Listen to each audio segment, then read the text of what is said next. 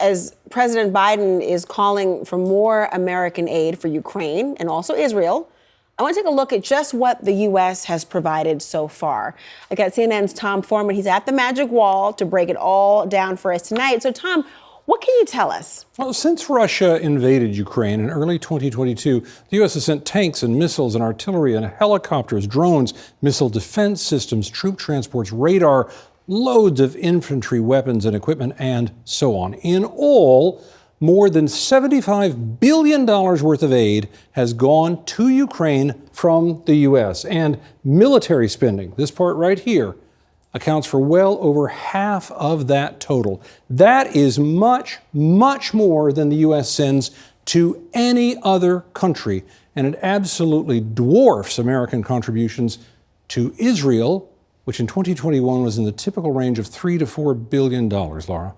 Wow, just seeing the numbers laid out, it's really stunning to think about, and that's quite a difference. We have recent CNN polling, I think, on what Americans actually think about what you've just described. Let's start with Israel. What do those polls say? Yeah, if you look at these, American sympathy for Israel is on a real upswing right now, so you might expect strong support for that relatively modest amount of U.S. aid to Israel. But the numbers paint a murkier picture.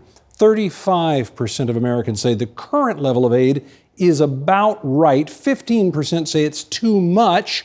14% say it's too little. And 36%, the largest single group here, say they're unsure. And an interesting side note in this, the numbers show that Republicans and those who watch the news closely are more favorable to this current level of aid, Laura. So what about Ukraine funding? Is there polling about that?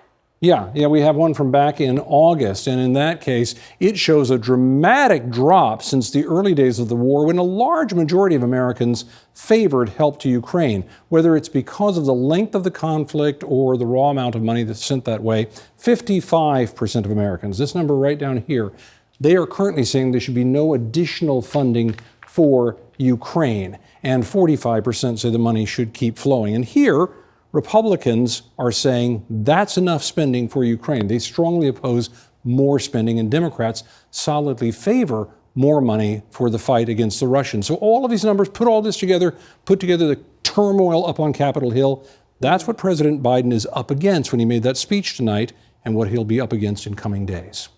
Tom Foreman, thank you for breaking it all down. It was really helpful to see the numbers right there. I appreciate it.